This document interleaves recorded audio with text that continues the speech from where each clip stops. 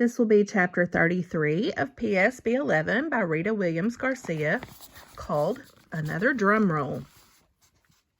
We all gathered in Vonetta and Fern's room, as we had been doing since Paul insisted we save our money to earn our way to the concert. "Drumroll, please," Vonetta said.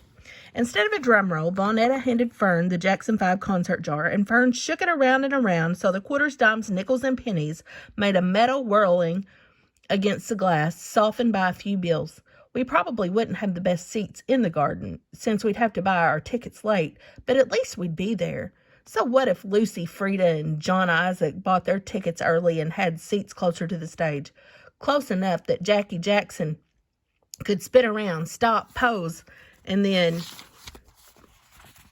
point dead at them and be looking in their eyes, while I'd be just another girl screaming from way, way back, way, way high.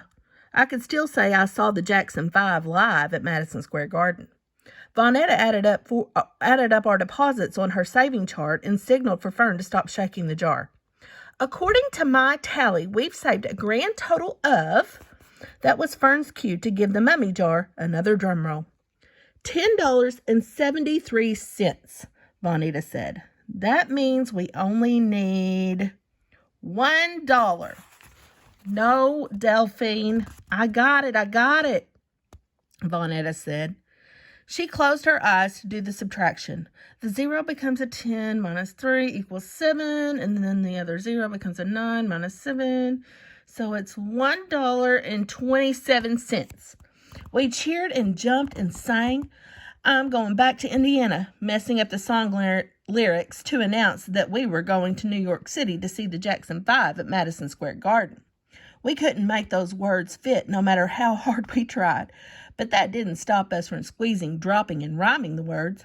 We danced until Big Ma told us to stop that noise-making, like a herd of stampeding hippos, that we should use the energy for praising the Lord, and that was enough to start the other two praising Jesus for helping us to save, and I fell in love with them, praising and stomping, and I fell in with them, praising and stomping.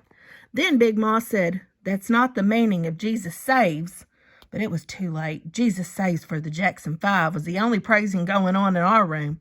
Even Big Ma had to laugh.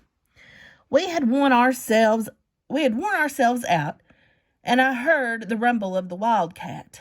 It needed a new muffler that Pa said he didn't have money to fix. I think Pa just liked the way the Wildcat growled and rumbled like a crouching animal about to strike. I think Pa liked his Wildcat just fine. I looked out the window. Pa and Miss Marva Hendricks were coming up the steps. He carried a large suitcase and she carried a smaller one. Their hands were joined. When I opened the door, they stood there smooching on the porch. I was flustered and went to close the door, but they broke apart and Pa said, "No need for that." He was smiling and I felt stupid. "Go on to the car and grab a box from the back seat." I didn't run to the car like he told me. I just stood there. Miss Marva Hendricks kissed me on the cheek and then followed Pa. Pa called out, "Darnell, Darnell!" But Uncle D wasn't home. I went out to the car to get a box from the back seat. There were a few boxes on the seat and smaller ones on the floor. Boxes marked M.H. Books, M.H. Records, M.H. Shoes, M.H. Cups. I grabbed one marked M.H. Books. She had a few of those. Paul was still asking where Darnell was. He needed help to bring in the rest of Marva's things, he said. Big Ma said, "He's out like you told him, looking for work." She put her hands on her hips and hooked her head toward the kitchen, their arguing place. "Now, son, we need to talk." But Paul held up his left hand with a gold band around his finger. Miss Marva Hendricks leaned into him. "Ma, darling daughters," he said, "I'd like you to welcome my wife into our house." I was both shocked and not surprised. Shocked because we were hearing about it just like that. Not surprised because Paul wanted to be with Miss Marva Hendricks forever. I was all right, sort of, but Big Ma's hat feather could have knocked her flat on her back. Miss Marva Hendricks was beaming, showing us her gold band. Big Ma needed a moment. The hands that had been planted on her hips were now fanning her face. I looked over at Vonetta and Fern, and they wrapped their arms around each other. Finally, Vonetta spoke. "You had the wedding, Pa? Without us?" I hadn't seen anything more pitiful than my sisters about to cry faces. Paul wouldn't see how hurt they were, or Paul couldn't see how hurt they were. We were. He was happy to bring Miss Marva Hendricks into our home for good. We didn't need a wedding, Paul said. We went to the courthouse. Miss Hendricks poked him in the ribs. It was meant to be playful, but there was too much shock and hurt and silence in the room, and she wasn't blindly happy like Paul. You see, she scolded him. You're married? Big Ma asked, without family?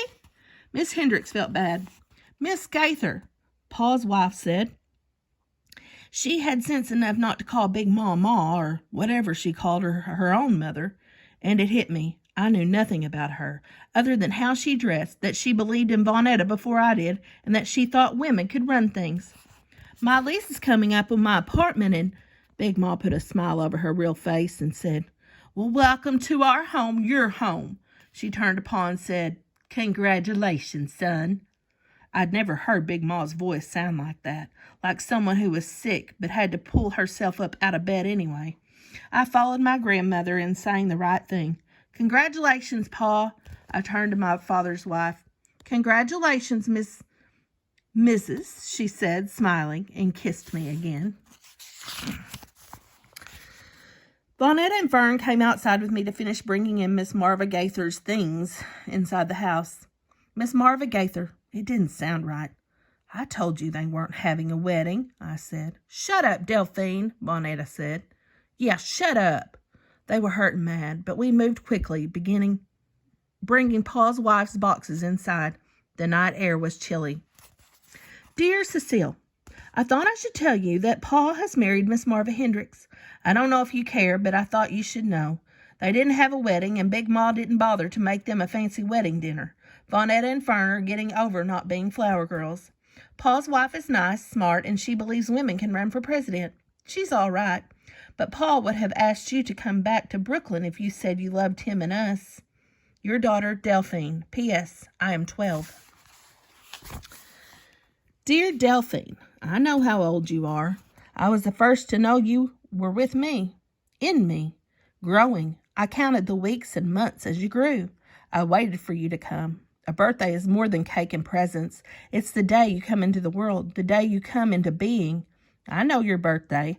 I know your father is married. I know he is happy. All you need to know is the world is big and you are in it. Study your lessons. One day you'll see the world. Your mother. P.S. Still be 11.